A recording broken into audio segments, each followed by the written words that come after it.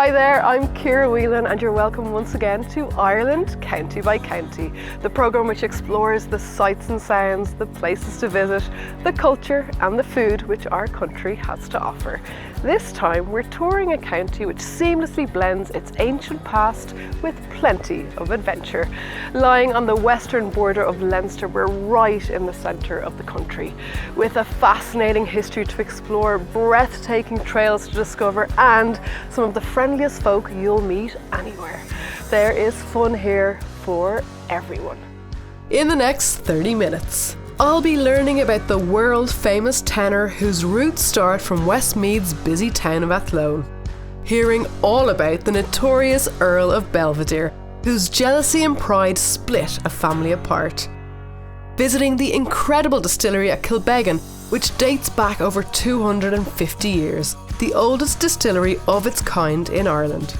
Exploring the gorgeous and green grounds of the grand Tullynally Castle Gardens. Traversing the Royal Canal and exploring the mighty River Shannon in a county famous for its sparkling lakes. Welcome to County Westmeath.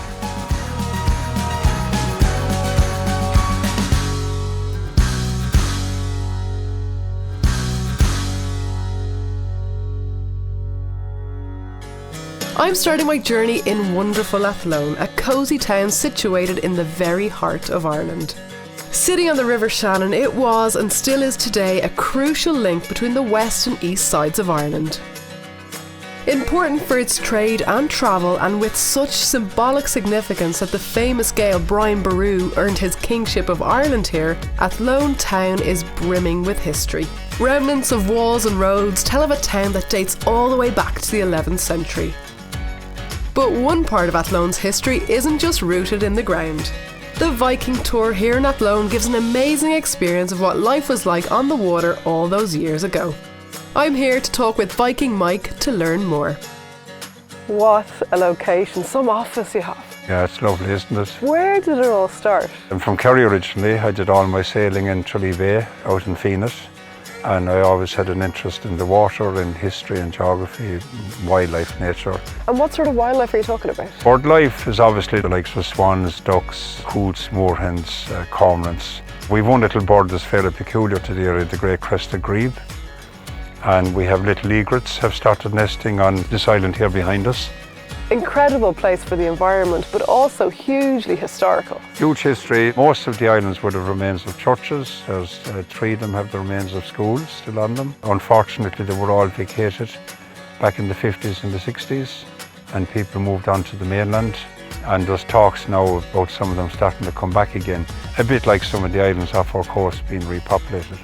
What's involved in the tour? We've 2 tours. We have one north of Athlone, which goes out into Lough Ree, the Lake of the Kings. We're here now on the Westmeath shore at the moment, looking over here at Hare Island, where St. Kieran used to live. And the second cruise then will go south of Athlone down to Clonmacnoise. What do visitors like most about the tours? I think the peace and the quiet of the area. They love the ship, they love the bit of a history talk on the ship and a bit of fun with my crew and our lovely Irish coffees. And the boat itself, it feels amazing, it feels sturdy, but it is a replica. Loose replicas, we'll call it, of a Viking canal, which were their cargo carrying vessels. So it's only 98 years old, built of timber, which is very high maintenance in this country because of our climate. But it's a fabulous boat to sail, and we're looking forward now to getting it through its 100 years in 2 years' time. And when did the Vikings arrive? Well, arrived off our coast first in 795. In this area, 842, and would have arrived there, I think, on about 6 separate occasions. They obviously came up further up into the lake, specifically here on Hare Island, where there was a substantial Viking hoard. Our treasure got there in 1802. Still regarded to this day as the largest hold of Viking arm rings found in Europe, and they would have attacked the mainland then from the islands, which is what they did off our coast and all of that. The Shannon was really like a motorway for them, wasn't it? Exactly, especially with the long ships, you know. They're hit and run vessels. Stepping off the boat but staying in Athlone a little longer, I'm heading across to the stunning Athlone Castle. Though easily one of the most impressive castles Ireland has to offer, its history is what makes it truly unique. The original castle structure dates back to 1210 and was the site of one of the bloodiest events in Irish history in 1691, when the armies of King William of Orange laid siege to forces loyal to King James, following their defeat at the Battle of the Boyne the previous year. Determined to continue his success against James and his Jacobite army, William let loose the heaviest bombardment of artillery Ireland has ever seen. Despite its size and strength, Athlone Castle and the Jacobites barely lasted 10 days under the barrage of cannon fire. With 12,000 cannonballs fired, it's no wonder that over 1,500 men lost their lives. With such destruction and devastation, it's a real testament to the durability of the people of Athlone that the castle still stands as tall and as proud as ever. I'm going to chat to Carmel about this remarkable place and its people. Carmel, the castle feels like a real oasis of calm, doesn't it? But it wasn't always like that. One of the bloodiest and most treacherous conflicts that Athlone and Athlone Castle is associated with, which was the Siege of Athlone. It was part of the Williamite and Jacobite War, which panned out in Ireland in 1690 and 1691. The Williamites eventually took the castle, but they did it in an underhand way. They discovered that we had a ford here from locals when they were besieging the town. And when the Jacobites were resting at night time, they snuck across the ford and they managed to capture the castle.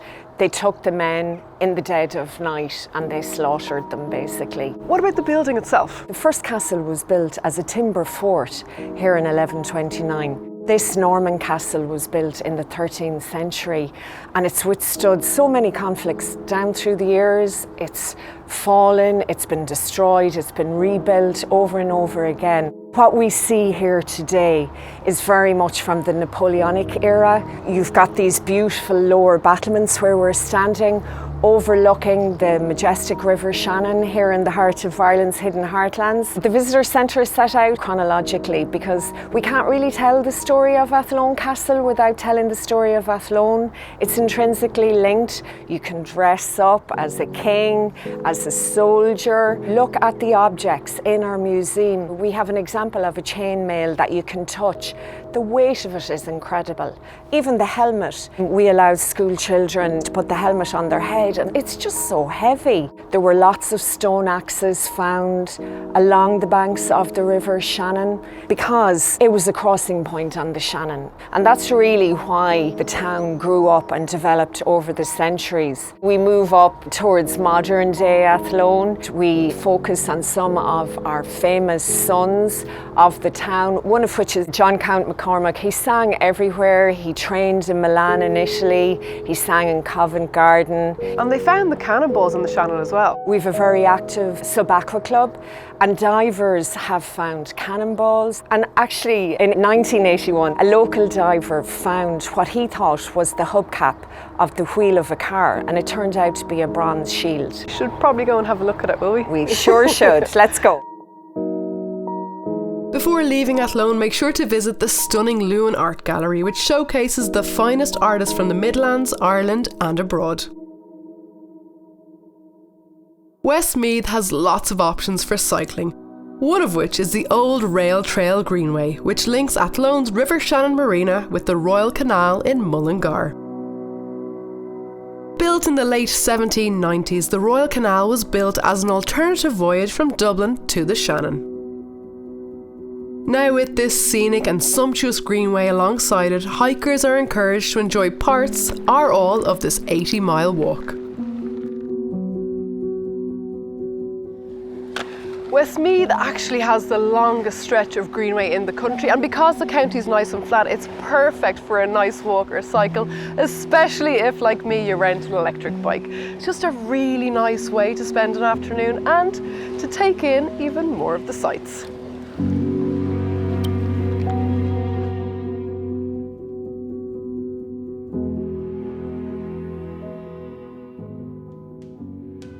Leaving the lush banks of the Royal Canal Greenway, I'm driving to the county town of Mullingar to pay a visit to the luxurious Belvedere house. The influential and wealthy English family Rochford arrived in Ireland in the 13th century. However, despite their nobility, they proved to be far from noble. the Rochford patriarch Robert subjected his wife to years of bitterness before imprisoning her on false charges of infidelity with his brother. While his wife was housebound in his family home, Robert became the Earl of Belvedere and built himself this house you can't but admire. The history of the house may not be the warmest story, but there is definitely a happy ending here at Belvedere. It is the loveliest place to walk around, and I can confirm that the locals who really do make the most of the grounds are much friendlier than the wicked Earl. Belvedere House and Gardens, Stephen, is beautiful. Who originally owned the estate? The estate originally would have been owned by the Rochford family. They would have had the estate here, the 160 acres we're in, for a period of time, and then the house itself here, Belvedere House, would have been built in the 18th century.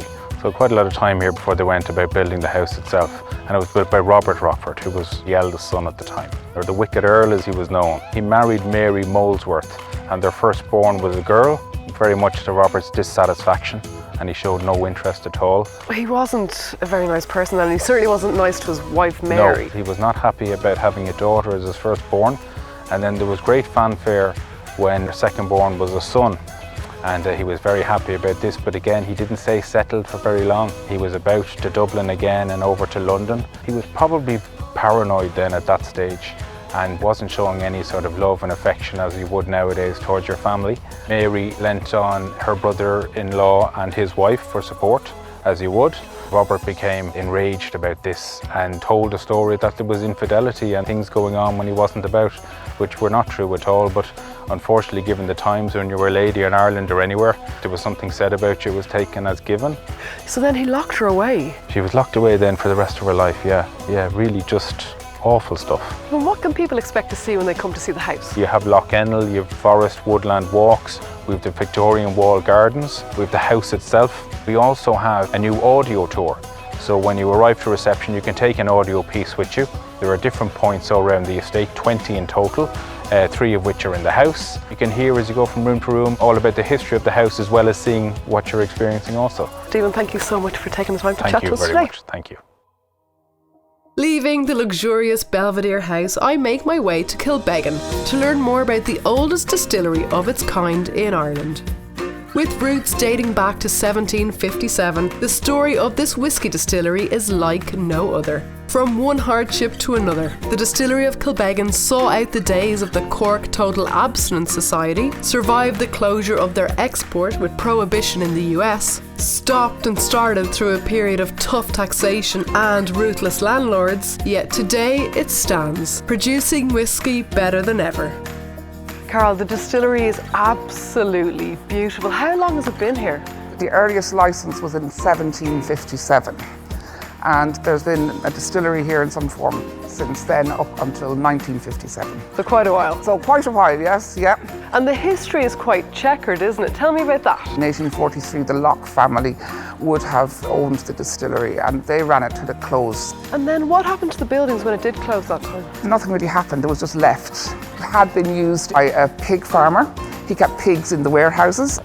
And then cut to modern times. Tell me about now. The local community had started restoring the buildings, and then Cooley came in 1988, which was basically reviving what was here already. And that was really, I suppose, the kickstarter where Irish whiskey really started to broaden out and all these other brands started coming in then. And what makes Kilbeggan so unique, do you think? Every whiskey is different, I suppose. Where you make it, what kind of a still you use, the water you're using, the warehouse for maturing it. Kilbeggan whiskey is double distilled, whereas the majority of Irish whiskies are triple distilled. And what about the process itself? When we go into the new distillery, what we'll see is our mash tuns, where we mix the hot water with the grain to invert the starches into sugars. And then over in our fermentation vats, we add yeast, and then this will work away for 48 hours, producing alcohol. This 7% alcohol will then come down into our first pot still, the wash still. And as it comes off the wash still at about 20% alcohol, it will then go into our second still. After the second distillation process, the alcohol is around 69% alcohol. This is a clear liquid now, very like good Irish poitín or moonshine at this stage. And then this goes into a barrel to be matured. It must mature for a minimum of 3 years, and then from there, bottling happens. I was going to say the bottling is the most important part, but it's not, it's the tasting. The most important part, I suppose, for the flavours and everything is really going to develop during the maturing process. But for any of us that enjoy our whisky, the most important part, of course, is the taste. Okay, well, I'm no expert myself either, so I'm going to go and meet with Alicia and she's going to give me a taste.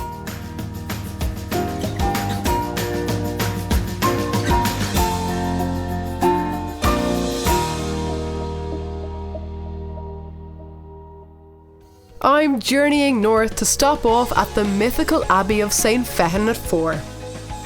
Known throughout Ireland and across the world, the legendary Benedictine monk Fechin founded his abbey on the north of Lough Lean outside the village of Fore. It wasn't long before legend grew around Fechin, and a reportedly 300 strong community of monks lived here by the time of his death in 665 AD.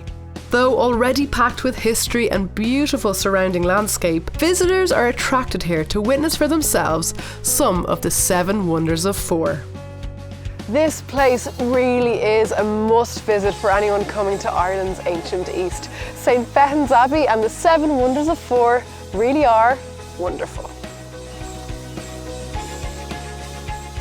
Goya, what I love about Westmeath is you've got every type of accommodation. You've got the big hotels, but then you also have B&Bs, which is where you come in. Tell me, what is a B&B? A B&B is bed and breakfast. So we welcome people into our homes and we offer them a bed for the night and the full Irish breakfast in the morning. But they're not just getting bed and breakfast, they're also getting your knowledge. We would guide them around the area and tell them the important parts to see and the places to go and call in for coffee and everything like that, you know. Tell me about the 7 wonders of Fore. There are 7 wonders east around St. Fechin in Fore. The first one behind us is the Benedictine Abbey, the largest remains of a Benedictine Abbey in Ireland. Then we have the mill without a race. St. Fechin built a mill for providing flour for the monks, but there was no source of water to turn the mill wheel. So this leads to the 3rd wonder of Fore, which is the water that flows uphill. Behind this hill here, there is a lake called Lough Lean. St. Fechin needed water, so he used his crozier to strike a rock. The water travelled through the hill, comes out in the village here, but the level of the lake is lower than the level of the village, so it has to travel uphill to come here. Then we move on and we've got the tree that won't burn here beside us.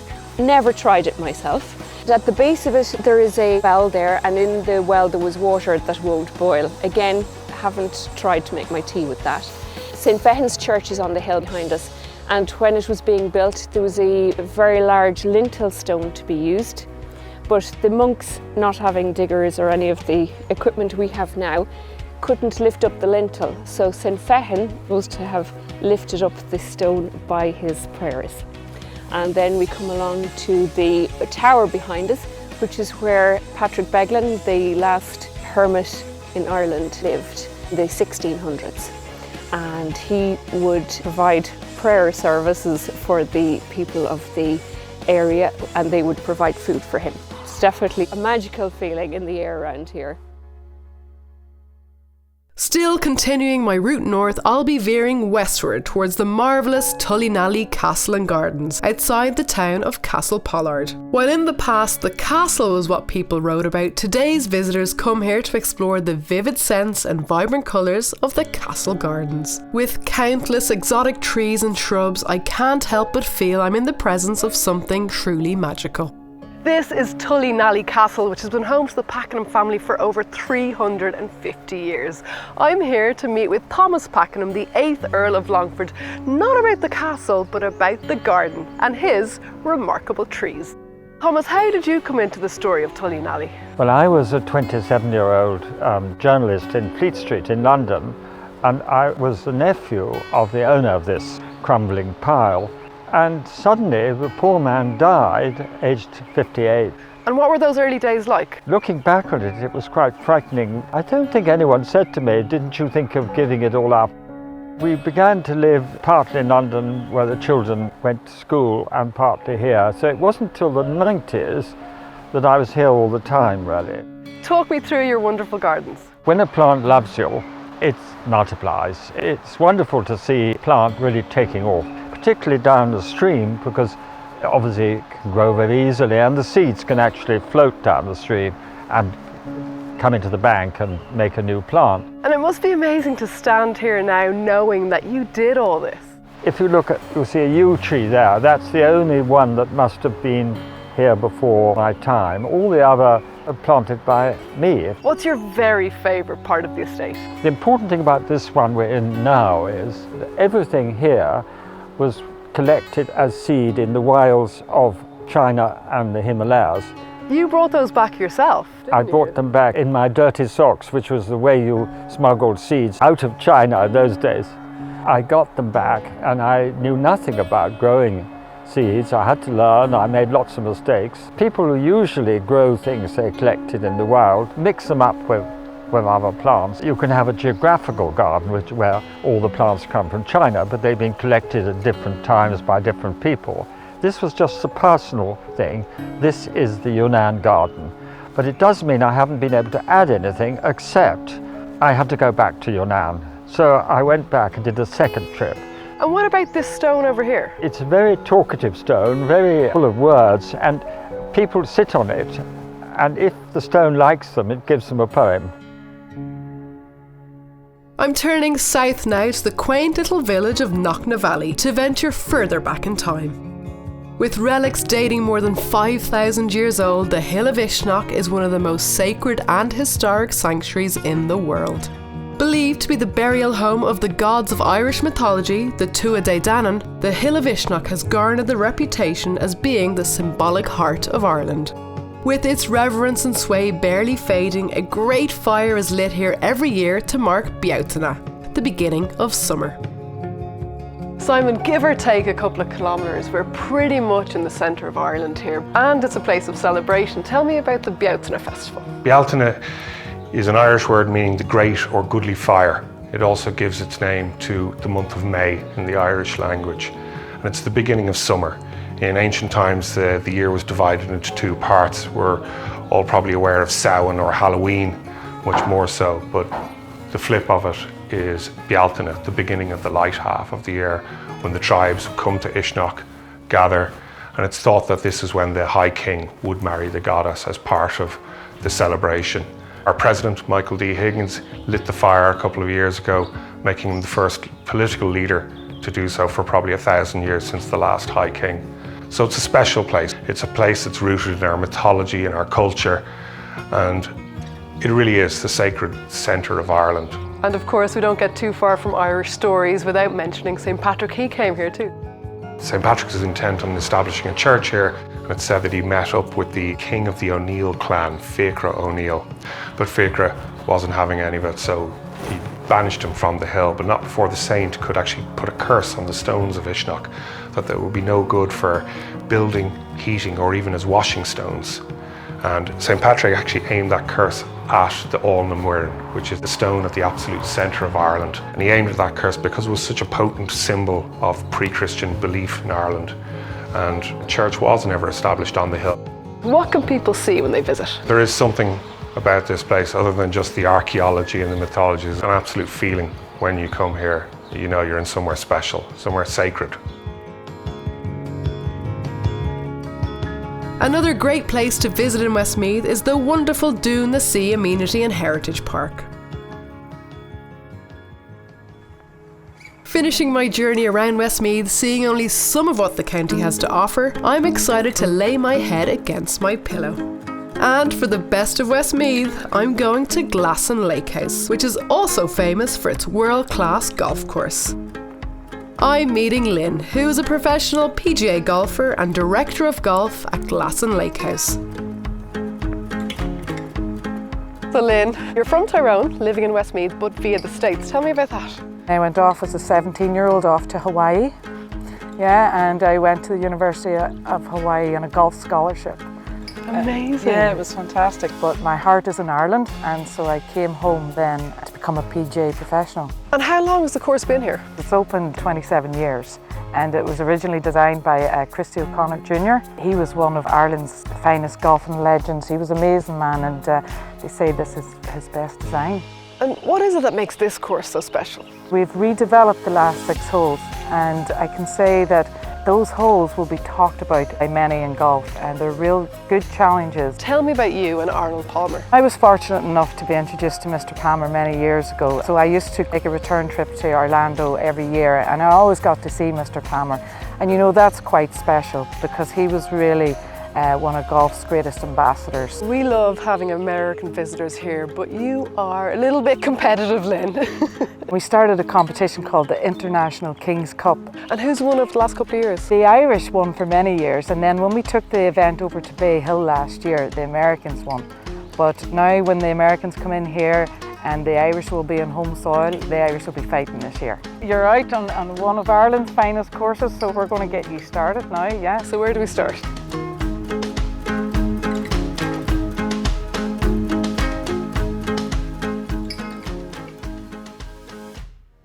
And that's it for our visit to County Westmeath, where you will honestly get the warmest of welcomes. Join us next time as we continue our journey around Ireland, county by county.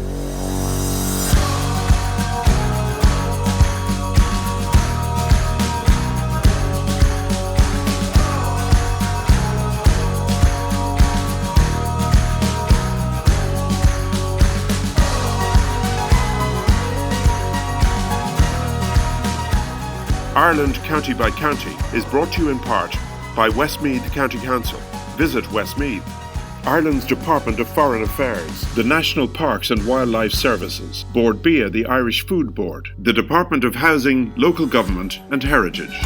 CIE Tours, sharing the magic of Ireland for nearly 90 years.